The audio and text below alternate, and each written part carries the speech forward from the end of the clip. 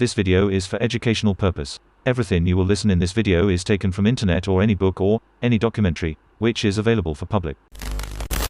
Museum जो हमारे religious, culture, historical things और मटेरियल को इकट्ठे करके उन्हें प्रिजर्व करते हैं और जो एजुकेशन विद एंटरटेनमेंट का परफेक्ट कॉम्बिनेशन होते हैं, उन्हीं म्यूजियम्स में से एक शिकागो शहर का ये म्यूजियम जो दुनिया के सबसे बड़े 10 नेचुरल हिस्ट्री म्यूजियम्स में से एक है। इसके बेसमेंट में 11 मिलियन से ज़्यादा फ्लूइड स्पेसिमेंस मौजूद हैं, जहां बोनहेड शार्क से लेकर बड़े कमोडो ड्रैगन तक यहां रहते हैं। तो वहीं 883 फ्रॉग्स देखने को भी मिलते हैं और इन्हें ऐसे अल्कोहल में डालकर क्यों रखते हैं, आइए जानते हैं आज की इस वीडियो में, जहां हम एक्सप्लोर करेंगे शिकागो शहर के सबसे बड़े the field museum of natural history को। नमस्कार, मैं टेल स्ट्राइकर स्वागत करता हूं आपका अपने चैनल टेल स्ट्राइक पर।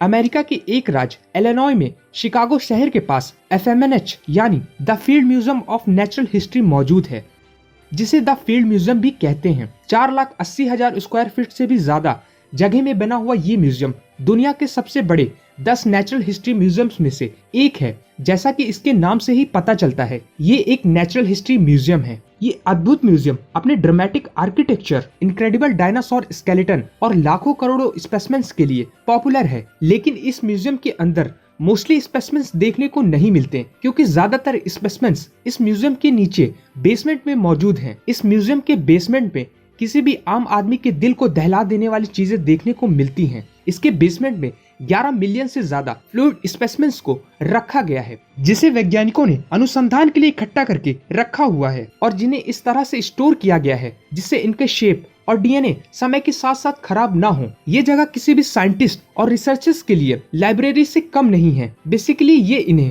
प्रिजर्व इसलिए करते हैं जिससे क्लोजेस्ट रिसर्चर्स और साइंटिस्ट को उनकी स्टडी और बायोटिक एक्सप्लोरेशन में हेल्प हो सके और अपनी लैब को एक लाइफ जू बना सकें। जैसा कि हमने आपको बताया कि ये जगह किसी भी लाइब्रेरी से कम नहीं है। यहाँ का हर एक जार एक बुक की तरह है, जिसे रिसर्चर्स और साइंटिस्ट खोलकर पढ़ सकते हैं और इससे सीख सकते हैं। कभी कभी यहाँ के शेल्फ पर बिल्कुल ही नई स्पीसीज देखने को मिलती हैं, जो कि आमतौर पर दुनिया में जल्दी देखने को नहीं मिलती। यहाँ पर एक टैंक रूम भी है, जिसमें कई बड़े बड़े स्पेसिमेंस को अल्कोहल में डालकर रखा जाता है। जैसे ये साउथ अमेरिका की एरेपियामा फिश और इस कमोडो ड्रैगन को अल्कोहल से भरे टैंक में रखा साफ देखा जा सकता है। लेकिन यहाँ पर ऐसे ही किसी स्पेसिमेन को इस टैंक में नहीं डाला जाता। यहाँ तक पहुँचने से पहले इन स्पेसिमेंस को कई प्रोसेस से होकर गुजरना पड़ता है। लेकिन उससे पहले हम ये जान लेते हैं कि इस फील्ड म्यूजियम में इतने स्पेसिमेंस आते कहां से हैं और इन्हें कितनी मेहनत से प्रिजर्वेशन के लिए प्रिपेयर किया जाता है,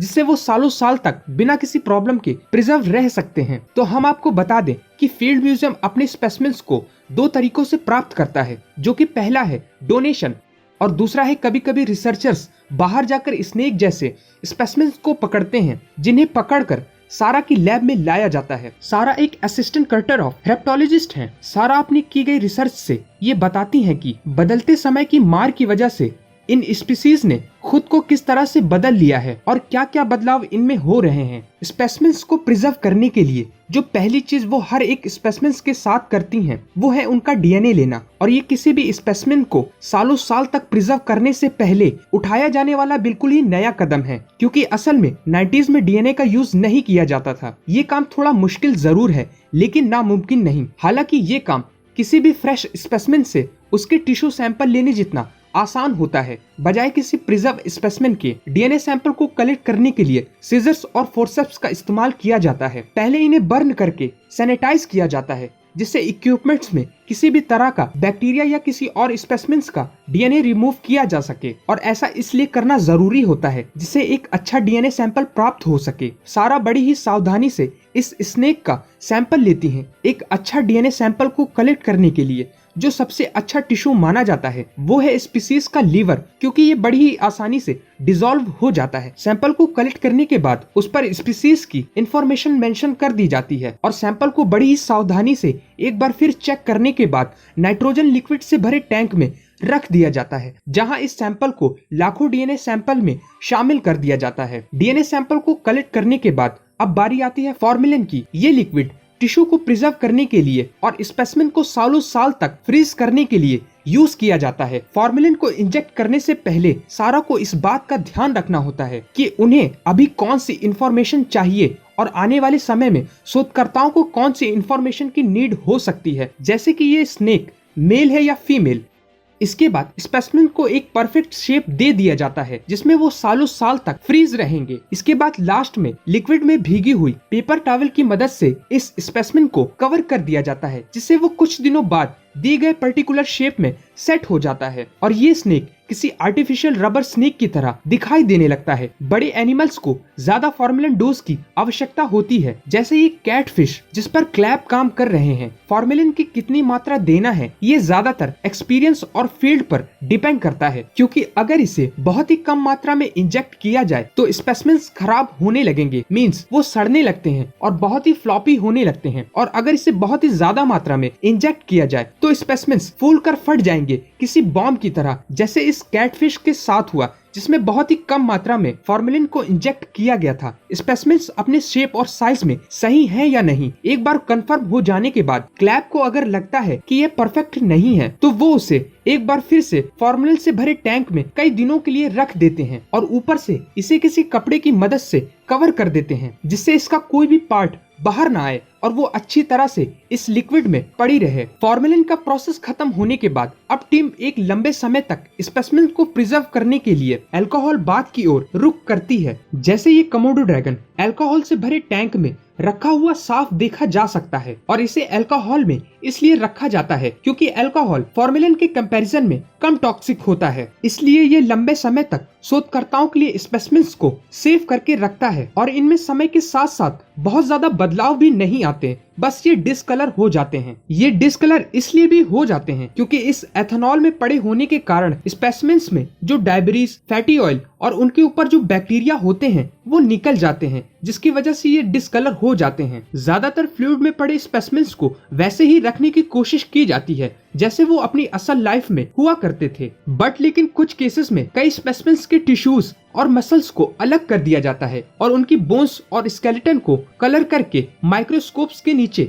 रख दिया जाता है। जितने ज्यादा छोटे स्पेसिमेन्स उतनी ही ज्यादा छोटी उनकी बोन्स, जिन पर नजर बनाए रखना बेहद ही मुश्किल होता है। इसलिए बोन्स को स्केलेटन से अलग करने के बजाय साइंटिस्ट इस मेथड का यूज करते हैं, जिससे कोई भी इंसान उस स्पेसिमेन की पूरी बॉडी के अंदर के पार्ट्स को साफ देख सकता है। इस मेथड में सबसे पहले ब्लू कलर की डाई को जार में डाल दिया जाता है, जिससे स्पेसिमेन्स ब्लू कलर में कोट हो जाते हैं और ये स्पेसिफिक ब्लू कलर की डाई स्पेसिमेन्स की कार्टिलेज पर अटैक करती है, जिससे सारी कार्टिलेज डिसॉल्व हो जाती हैं और रेड कलर की डाई स्पेसिमेन्स में मौजूद कैल्शियम से चिपक जाती हैं। हर वो स्पेसिमेन जो साइज में छोटे होते हैं और जिसे प्रिजर्व किया जाएगा उनके साथ इसी मेथड का इस्तेमाल किया जाता है। इन्हें कुछ दिन तक इसी डाई में रखा जाता है। अगला स्टेप इस फिश को साफ करने का होता है, जिसके लिए ट्रेप्सिन नाम के इस एंजाइम का यूज किया जाता है, जो कि स्पेसिमेन्स में मौजूद प्रोटीन को डाइजेस्ट कर देता है, लेकिन ये कोलेजन को स्पेसिमेन्स में छोड़ देता है, जो कि फिश के सारे सेल्स को आपस में जोड़ के रखता है। फिश के पूरी तरह से ट्रांसपेरेंट और साफ हो जाने के बाद बारी आती है उसकी बोन्स को रेड कलर करने की, जिससे उसके अंदर मौजूद एक एक बोन्स को साफ देखा जा सके। हम आपको बता दें कि इस प्रोसेस को करने के लिए कम से कम 15 दिन से लेकर 1 महीने भी लग जाते हैं और इस प्रोसेस के खत्म होने के बाद फिश ऐसी दिखाई देती है जैसा आप अभी देख पा रहे हो और लास्ट में इसे ग्लिसरीन में स्टोर करके शेल्फ्स पर रख दिया जाता है। और इसे ग्लिसरीन में स्टोर इसलिए किया जाता है क्योंकि ग्लिसरीन और कैलोजिन का रिफ्लेक्टिव इंडेक्स सेम होता है। ये ठीक वैसा ही है जैसे कोई लाइट पास होती है। इसके बाद इन स्पेसिमेन्स को कलेक्शन की लिस्ट में शामिल होने के लिए भेज दिया जाता है, जहां शोधकर्ता इस तक पहुंच सकते हैं, स्पेशली जब वो बोन्स और कार्टिलेज को देखना चाहते हो। आप इसे माइक्रोस्कोप के नीचे रखकर इसकी बोन्स की मूवमेंट को ट्रैक कर सकते हैं और ये देख सकते हैं कि एक बोन के मूवमेंट होने से बाकी बोन्स पर क्या इफेक्ट पड़ता है। यहाँ पर इसी तरह से एक नई स्पीसीज की खोज की गई। जैसे ये 2 फिश की स्पीसीज बाहर से देखने पर ये दोनों ही फिश एक जैसी दिखाई देती हैं, लेकिन जब आप इनके अंदर मौजूद इनकी बोन्स को देखेंगे तो आप पाएंगे